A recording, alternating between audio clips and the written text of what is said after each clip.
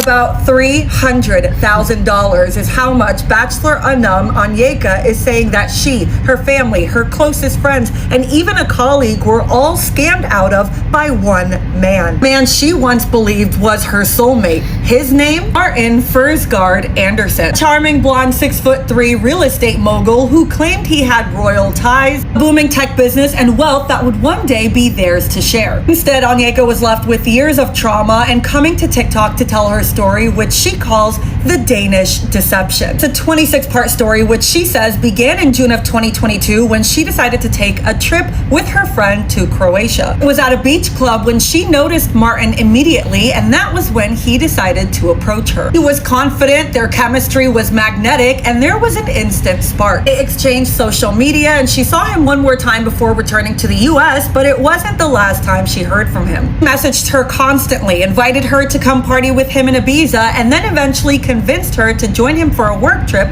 in Monaco. After a month of talking over the phone, she agreed and he flew her out, paid for the hotel and her flight. In Monaco, he was everything he had promised: charismatic, adored, and effortlessly networking in real estate circles. After that, he whisked her to St. Tropez, paid for a $2,000 a night hotel, and offered to buy her whatever she wanted. She said she never wanted him to think that she was only there for his money, so she didn't let him buy her all these extravagant gifts. Instead, she opted for a $200 sunglasses. She fell hard for the first time in her life, telling him over a loud dinner that she was in love with him. 2 nights later, she collapses in a restaurant on the way to the bathroom and is eventually taken to the hospital, to which at that point he tells her he's falling in love with her too. Back home, the romance intensifies. He meets her friends, her family, and he fits right in. He flies to see her often, and then money requests begin. There are so many details to this story, but at some point he convinces her that he's buying properties. His money is tied up, that the IRS has a hold on not only his personal, but his business account. He lent him $6,000, then more and more. All while planning a life together in the US, they get married, he's applying for a visa, and eventually gets a green card. At this point, the cracks are forming. She's visiting his family in Denmark, and things aren't matching what he's telling her. After getting married, she finds out from his friend that he has a severe gambling addiction, one that he's been battling for over a decade. Later finds out that he had borrowed $200,000 from her friend's husband that he hadn't paid back. Relationship is going up and down. He convinces her that that's in the past, and later she finds out that he has been borrowing money from a lot of people in her life. Tens of thousands of dollars from one person to another, $3,000 from her little sister. Every loan came with its own set of lies. Every time she would confront him, there were so many excuses, until one day he had no excuse left to give, and so he asked for a divorce. Only when he left did she realize the magnitude of it all, from exes to cheating to gambling to lies to manipulation. She is now sharing her story, and while she did not give his name or his photos, the internet did its thing, and I decided to share it as well because people need to know about this man. There's of course so much more that I left out, and I highly recommend watching this. Hello, welcome to my YouTube channel. If this is your first time, welcome on board. So this video, or this lady, is literally making rounds on the internet. She's a Nigerian lady, a Nigerian American that got swindled by a Danish royalty, fake royalty. I can't even believe it, that she is from a tribe known to be one of the smartest people on earth. She is from a tribe of the Igbo tribe. They are known to be very smart. You can't just dupe an Igbo person, let alone an Igbo lady. An Igbo lady will not give up her money just like that. You're not gonna cheat or you're not gonna scam an Igbo lady, because we know how they are meticulous with their money. They're very calculative. I mean, they're all about the money, and they're not gonna give you that so much money. The fact that she was so naive, she allowed this guy to lie to her that he was an Olympian, he was an estate mogul, he was a royal Danish somebody. Meanwhile, he's not. Why would you allow yourself to go that far? I know you're desperate to be loved. This is your first love, just like you said, but you allow yourself to be deceived. So now let me ask this question. If it was a black person, would you have given him that $6,000 immediately? Would you have given him your passport? You're just meeting somebody and you've handed your passport information to that person. Who does that? In 2025, okay, you claim to be naive. This is your first relationship.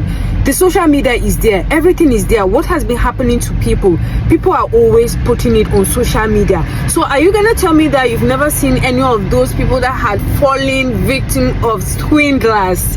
Like, girl, wake up and smell the coffee. This is 2025. She's trying to cover her tracks. She's trying to cover her being very naive, because obviously she is so naive to the point that some people are calling her dumb.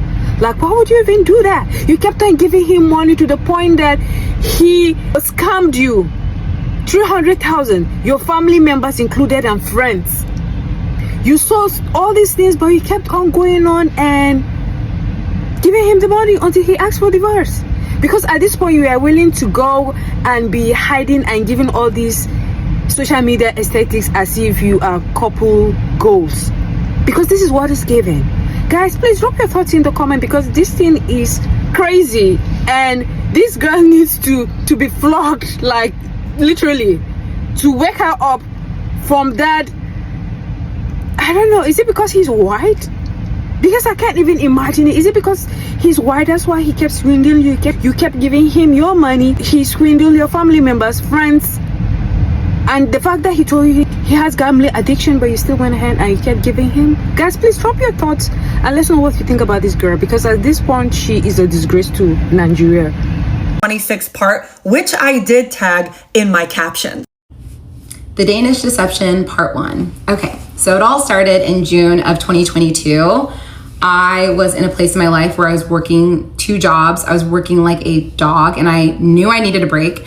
So I reached out to my friend Sarah, who was living in Germany at the time with her husband, and I said, let's take a trip. Let's go somewhere in Europe. And she was so down, and we were trying to decide where we wanted to go. And we decided to go to Hvar, Croatia, because we wanted somewhere that was like a cute local town that was by the water, but it wouldn't be as crazy busy as other places in Europe. And so we decided to go to Hvar. We flew to Split first, met there, took a ferry over. And at first I was just so amazed at how beautiful this place was. And so the first night I was a little bit jet lagged. So we kept it very chill, grabbed dinner, then went back to our Airbnb. And the next morning when we woke up, we had literally 2 things on our agenda, and that was to eat and drink and be by the water. And well, I guess that's 3 things, but yeah, eat, drink, and be by the water. So we went to Hula Hula, which if you've been to Hvar, you've been to Hula Hula. It's this beach club that's very well known there, and it's right on the water. And we're laying in day beds kind of off to the side, minding our own business, sipping mojitos. And I look up and I see this very attractive man. And the first thing that came to my mind was, this man looks like he is walking straight out of a Calvin Klein ad. And I'm telling you guys, 6'3", blonde hair, blue eyes, chiseled skin, so tan, muscles everywhere. I was definitely taken aback, and I feel like it takes a lot for me to really double take a man just based on his looks like that. And 100%, I was a little bit just in awe. I didn't even realize that he was like with a friend at first. And so I'm still minding my own business, keeping it chill. And he looks over at me and he says, "How are the drinks?" And I said, "The drinks are wonderful. We're just sipping mojitos." He said, "Should I get us all around?" And I said, "Absolutely. Number 1, he's cute. Number 2, who wouldn't want a free mojito?" So I said yes. We got a round of drinks and we're sipping our drinks, and we just start small talking. And I asked them where they're from, and they say that they're both from Denmark. My ex was living in Copenhagen, and then his friend was living in a smaller town called Aalborg, which is north of Copenhagen, and that was actually my ex's hometown, that his friend was still living there. And so we were just small talking the whole time. We didn't really talk about a whole lot of things. It was just like, "Where are you from?" and just basic things. But they were asking us, "What's your plan for the rest of the trip?" And we told them, we're doing a full day boat excursion tomorrow, and then we're going to dinner tonight at this place called Dalmatino. And he said, "Oh, how's the dinner spot?" And I was like, "I don't know, but I got recommended by a friend to go there." And he was like, "Okay, well, maybe we'll meet up with you guys again later." And I said, "Sure." So we're getting a little bit tired, so we decided that it's time for us to leave. And so as we're leaving, I decide to make a bold move and just ask him for his Instagram. And obviously I'm trying to be a little sly, so I asked him and his friend for their Instagrams, and we exchange Instagrams. We get into our taxi to go back to our Airbnb, And we're literally en route to our Airbnb, and I get a DM from him, and he basically said, "It was so nice meeting you. Have fun at Dalmatino. Maybe we'll see you guys later." Didn't read anything into it. I just was like, it was fun to just have a conversation with a cute guy. And so we go back to our Airbnb, we get dressed, we get ready for dinner, and we're like on our way to dinner, and he is like messaging me about the restaurant and asking us details about it. I didn't like think anything of it. But we sit down, we're having dinner, we have a spectacular dinner, and we're finishing off the evening with our desserts, AKA espresso martinis. And I'm sipping my drink, and I look up and I see him and his friend at the restaurant. And they walk up over to us, and I'm like, "Oh, hey." He's like, "Yeah, like they're a little booked up, but they said they can like seat us in like 20 minutes. I was like, "Oh, cool. Well, we're about to be done, but you know, we'll go grab a drink. Maybe we can like meet up later." And he said, "Okay, sounds good." So it's kind of awkward timing because we were finishing up dinner while they like hadn't even been sat yet. And so we went to a bar across the street, and we were grabbing drinks, and I just like, I hit a wall, and I was like, okay, now I need to go to sleep. And I was super jet lagged. And so I sent him a DM just basically saying, "Hey, we are so tired. We have a full boat excursion tomorrow. I don't think we're going to stay out much later." And he was like, "That's totally fine." And so the next day we wake up, we get on the boat, and I start obviously posting like all my cute photos. Like, remember I took a photo driving the boat, and like we were just, you know, having fun. And I was like looking at my Instagram story, and I see he's like hearting every single story, and like he's responded to a couple of them. I am not the type of person that reads very much into activity on social media like that, but it was something that I noticed. And so, you know, we continued on with that for like a day and a half. And then he reaches out to me, and he says, "Hey, like, what are you guys doing?" And at this time, it is our last night in Havar. And he said, "What are you guys doing tonight?" And I said, "We don't really have plans," because we didn't. And he said, "Well, do you guys want to come to dinner with us?" And me and my friend were like, "Absolutely, sure." And she wasn't really down to go. I kind of forced her because I was like, this guy's hot and it's a free dinner. Like, let's just go. It'll be fun. And so she's a good friend, so she came with me, and we get to the restaurant, and him and his friend are sitting across from each other. So obviously I took the seat next to him. I was sitting across from my friend, and we're sitting there, we're having a wonderful dinner and drinking tons of wine. And I come up with this idea to play this game where I'm asking his best friend to describe what my ex's type was. And because we were obviously like vibing with each other, and I was just curious. And so his best friend starts listing off everything, like good morals, hard worker, all these things. And like, I felt like he was describing me. And after his friend was done talking, my best friend basically said, "You know, aside from being a good cook, she checks off every single box." And I remember I looked at him, my ex, and I said, "But I will become a great cook for a good man." And he starts laughing. I remember I put my hand on his leg, and that was the first time in my life that I felt that instant electricity from someone's touch. Like, it literally felt like I was getting shocked. And we instantly like had this physical attraction towards each other. And we started talking about what we did for work, and I told him that I was working as a real estate agent and in tech. And then he told me, I'm actually chief commercial officer for a ad tech company that does marketing for real estate companies. So I was working in real estate and tech, and he was working in real estate and tech, and everything just like felt like it was aligning. But again, I'm like, this guy lives in Copenhagen. There's nothing that's gonna come from this. So after dinner, we go and grab some drinks at a bar nearby, and we grabbed one drink, and they're definitely gearing up to go back out. And it was our last night, and my friend really did not want to go out. And I am not the type of a girl to ever leave my friend for a man, never in a million years. So I ended up just saying, "Hey, I think we're gonna call it a night and we're gonna head out." And he was respectful of that 100%. And I remember we just hugged goodbye and we left, and that was it.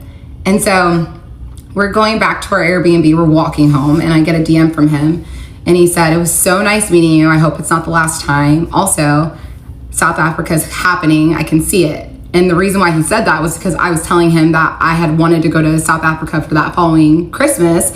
and because my family was going to be traveling, and he said, I've always dreamt of going to South Africa. And I jokingly was like, well, you're invited if you want to come. And so whenever he made that comment to me in the DM, I was like, okay, sure. I am not thinking anything of it, right? At this point, whatever, like this guy lives 5,000 miles away from me. I'm not thinking anything of it. So the next day, my friend goes back to Germany and I go to Barcelona to meet up with some friends. And again, I'm like posting throughout my trip, and every time I look at my phone, it's like he's DMing me, messaging me, and he's continuing all of this. And I'm just a little bit shocked, but also like very interested still at the same time. And he was remembering things that I told him at dinner. Like I had told him that I was gonna buy a Chanel bag because I wanted to reward myself for working hard. And he had messaged me and been like, hey, did you get your Chanel bag? And I was literally like drunk off sangrias in my bikini and cover up in the Chanel store when I got that DM. And I sent him a selfie and he said, this is the best photo I've ever seen. And I just like felt like I could just be myself with him already. And you know, we were just getting along and having good conversation. So again, he doesn't even have my phone number at this point. We were literally just flirting through DMs. So I end up leaving Barcelona the next day, and I land and he sends me a message and he said, what are you doing this weekend? Do you want to go to Ibiza? And I saw the message and I was like, what? And we will continue in part 2. I have never been blinded by love, so I am not going to judge Onyeka and her story of the Danish deception and how her ex scammed her family, her friends, his colleagues, his own family out of money. I have never in my life been blinded by love, so therefore I am not going to cast any judgment on her. The only part of the story that is still not sitting right with me is that I don't even believe that he had a gambling addiction. I have wholeheartedly convinced myself that the gambling addiction is a made up deep lie that he has created so he doesn't have to pay people back when he gets caught. I think he went to a facility. I think he faked a gambling addiction. I think he got caught gambling by her on purpose. I think that the people that were the dangerous people that were trying to find him and get him and threw the brick through his parents' window, I think he possibly threw the brick through his own parents' window. Like, I think what they are dealing with is something much bigger than a gambling addict. And I hope she does whatever she needs to do to get that man locked away forever. There was so much money moving in that story that I have completely lost track. And I know she already gave her conclusion video, but if she could just come back one more time and give us a full breakdown of how much money this man has actually gotten away with, that would be icing on the cake. Like, I need to know. And the idea, like, I know that people steal and then gamble, but something about the ease of which he was lying, the way of which he was lying, feels as if the gambling piece is made up. Am I the only one who thinks that? Oh, girl, that story traumatized me. That story, I'm about to delete my dating apps. I'm not looking at nobody for a while because that was crazy. And you know what else is crazy? People saying, oh, don't victim blame. She's not a victim. Guys, somebody, a white man with blue eyes and blonde hair comes to you and says, I am a millionaire. I am royalty. Then the next thing he says is, I need $6,000. Are we victim blaming or are we common sense pointing outing? Which one is it? Like, I feel like the internet loves to do all these like internet-y things like, oh, you don't understand. If somebody comes to me and says, I am rich, go buy a Chanel bag, then 2 days later comes back and says, I need $6,000. I know this is a scheme set up by Todd. Hello? Mind you, this girl, she wasn't even like in her early 20s. If she was like in her late teens, early 20s, I could understand. Homegirl's in her late 30s. You work in real estate, which means you verify people's funds before they let them buy houses. Girl, no funny. I would not even trust you to, I don't want to buy no house from you. Because common sense is running very far from you. Don't get me wrong. Yeah, he deceived you. He deceived you in the same way that people call our phones every day trying to run a scam, telling us that, we owe something on our Verizon bill, etc. What do? You hang up the call. This wasn't that. And another thing, her allowing this man into her life. Guys, think about it really well, right? When your friend or your sister or your cousin gets a boyfriend, you don't go vetting him. You assume that your relative, your cousin, your whatever, did the work to vet him herself before she allowed him come into your family. So she cost her family all that money. Hello? What's not clicking? Like, this isn't about no victim blaming. What millionaire needs $6,000? I think that was the first amount of money that she said that he asked for. What millionaire needs 6,000 US dollars? None. Girl, you work in real estate. Are you serious? You're in your late 20s. Are you serious? You're Igbo. And let's talk about that Igbo-ness of yours. You go to the village, which means there's no Igbo person. First of all, going to the village is such an active thing to do. It's such an active process. You gotta get to Lagos. You gotta hire a bus or get on another plane. Get to your village. Go through. Your parents will tell you, don't greet that auntie. Don't let that person touch you. Don't pick up money from the floor. Don't eat that person's food. Like, it's such an active experience. Not something that you just do and then you just come back to Dallas and you don't know, the tease. You know a scam. You know to stay away from that cousin, but let that cousin close. You know the vibes. I'm Igbo. Stop playing. So I think she knew she was getting scammed. She was giving him the money to cover it all up. And she liked the idea of him and this white man being together. She knew he was funny style. She didn't mind as long as he was on her arm. The second he gets off her arm, now you're stealing passports and stuff. Sometimes, guys, people are just dumb. And come on the internet and just say, hey guys, I am dumb and this is what I did. Because don't come up here telling me this guy, he overly scammed you. He was so manipulative. He was such a genius. No, he's not. There's no genius millionaire that needs $6,000 from me. That's the first one. First, I'll say, wow. What's more proof? Proof that he's a millionaire or proof that he asked me for 6K? Are we catching the vibes? And another thing, her saying, I wanted to show him that I wasn't here for his money. What do you mean? If a man tells you he has money, you enjoying the money is not you using him, it's you enjoying the thing that he has. I got jokes. If somebody says, Chi, I don't want you to think I'm with you because you're funny, then why else would you be with me? I got plenty jokes. Come and get one. Really deconstruct why you did this, why you, Onyeka, Anika, why you did this to your family and friends. Deconstruct it. Because that man had a part to play, but girl, you had a bigger one. And that's why I always say, when you meet a man, when you're dealing with a man, tell yourself the story of how you guys met and how the relationship is going like a storybook. I've said this already. Don't leave out any details. Don't do ups and downs. Don't skip past. Say it the first day we did it, second day we did it. Because guess what? Once you start saying it to yourself, I'll even do you a better one. Record yourself while you're saying it. Then you can get to the tease of what's going on. Because a lot of people like to play victim instead of just saying, actually, I wasn't that much of a victim. What lady in her late 20s hears that a man is a millionaire, that you can fly all across Europe, but then in the same breath you need 6K? Could make sense, rara. So lady, that's why everybody's blaming you, because we're not dumb. I'm not gonna play this internet game of but hold on. No, but nothing. There's no millionaire that's gonna ask me for $6,000. And that's just that on that. Okay, bye guys. And also about this Danish deception thing, I think this proves another thing that Black Americans know. It's a certain few nationalities, some in Asia, some in Africa, that would do anything for a tall blonde white man. Dana comment saying that man was facially challenged. He looked like a blonde Lord Farquaad. And I promise you this, if a Black American man would have told that girl, my family, we got millions and billions of dollars, and we can go to any hotel you want, we can do whatever you want, and I don't FaceTime for real, she'd have been like, boy please. Now Risa Teesa, that's a whole different situation. I don't know what she was thinking, because she fell for a dude with a WWE belt collection. Come on, bro.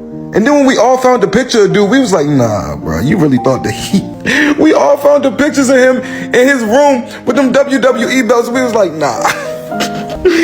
Bro, I ain't never been like a deceiving type of dude, because I always just be like, man, ain't nobody falling for that stupid ass. Come on, bro. And what's the point? What's the point of doing all that? But now I'm seeing you can get thousands out of this. I don't need the money that bad, but 30 bands? And I ain't even done yet. I'm only 35% of the story in. Onyeka's story reads like a real-life psychological thriller. She met Martin Anderson, a 6'3" blonde real estate mogul who claimed royal lineage at a Croatian beach club. Confident and charismatic, he instantly captured her heart. Weeks later, she followed him through Monaco and St. Tropez, indulging in luxury hotels, lavish gifts, and romantic dinners. Everything seemed perfect. Beneath the flawless facade, cracks began to appear: sudden money demands, undisclosed debts, a gambling addiction, and even borrowing from her friends, family, and sister without repayment. Each time she confronted him, he had an excuse. Sweetness quietly turned to manipulation, romance gradually replaced by deception. Finally, he filed for divorce. In that moment, Onyeka realized all the beauty had been a meticulously crafted scam. She shared her entire experience on TikTok, telling the story in 26 parts, each like peeling back a secret. Viewers were stunned. This is more gripping than any drama series. Behind the glamorous facade, how many hidden Welcome to the Danish Deception, the conclusion. So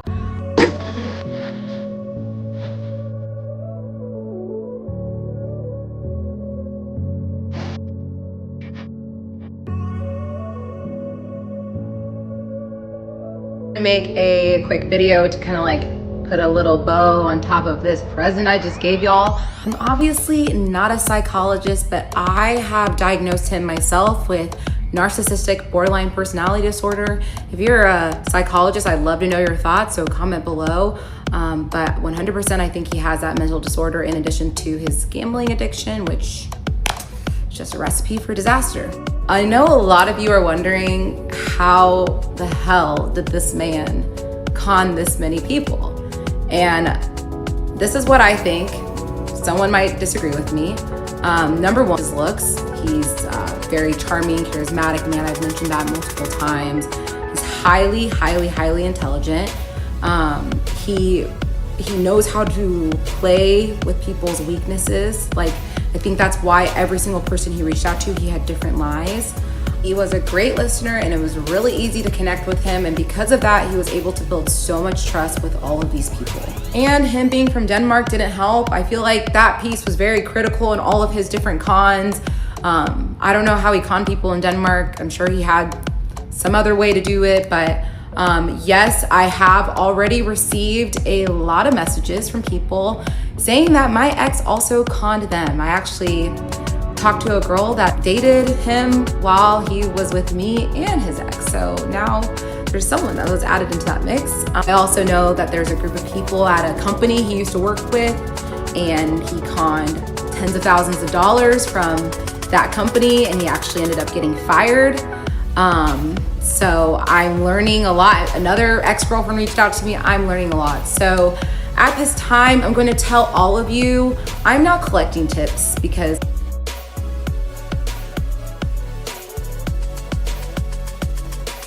I'm building a case. My goal is to get this man in prison. He does not deserve to be a part of society. And I'm trying to build up as much evidence as I possibly can. I'm not gonna name his name, I don't need to, but if you have any tips, or if you've also been a victim of this psychopath, send an email to danishdeceptiontips@gmail.com. Side note, should I share with you guys the tips as I get them? Could that be like a little fun segment? Maybe comment below if that's something you'd be into. And now that concludes the Danish Deception. Thank you and have a great night.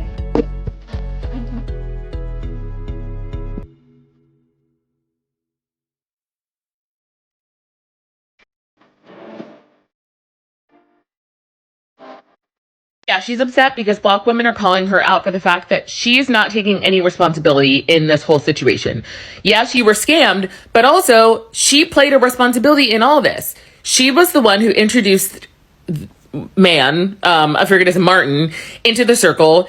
So when he first scammed crypto out of $200,000, that should have been waving red flags. And instead, those people forgave you better than I could. And then you allowed this man to then con everybody around you in your circle. You continue to go on trips. You quit your 6-figure job to do whatever. And some people brought up a point, you work in real estate. You have to verify funds for a living. Were you not verifying anything? Basic research, basic things. And I think the people are upset because, okay, you were scammed, but you're not taking any accountability for saying, listen, I was stupid. I made some dumb moves. I was caught up in love. I saw the rose-colored glasses. I wanted to have my fairy tale happy ending because I had this vision for what my life would look. If she would have said, hey, listen, I realized this was very stupid. I realized XYZ. People would have been more receptive to the fact in taking her story. But because she's basically not taking any accountability for the fact that she played a part in all this. And I think it pissed a lot of people off because if you watch all her videos, she's still smiling ear to ear when she's retelling this story, with the exception of like a few videos where she, you know, was really had some painful moments. She was smiling and retelling a lot of the story. So that is also pissing a lot of people off. So many bad judgments, no accountability. Had she taken accountability in retelling the story and said, listen, I was stupid. I want to save the next woman for going through something like this. I had a vision for my life being on The Bachelor. I see my life in a specific way, XYZ. People maybe would have been a little bit more sympathetic, but a lot of Black women are calling out what they're seeing. And I'm not Nigerian, but a lot of the Nigerian women are talking about that aspect of it and how, you know, you should know better. So yeah, she's crashing out right now, but with valid reason, because she has to take accountability for her part she played in this. She allowed so much money to be scammed away from people in her life who are all apparently still close to her. Better than me. I have a problem with people marrying whoever they want to marry. If you want to marry a Black person, if you want to marry Spanish, if you want to marry an Indian, I don't care. But at this point, you need to open your eyes, girl. You allowed yourself to be scammed. Like, I mean, Nigerian women are very smart. Nigerian people are known to be smart, right? And I guess because all her life she grew around white people, she wanted to be identified to white people. Her Prince Charming, he's a white guy. You know, because a lot of people in the comment section were saying if this guy was Black or a Black Nigerian, she wouldn't have given him jack. She wouldn't have given him 1 cent, let alone to be giving him money over and over and over and over again. Like, who does that?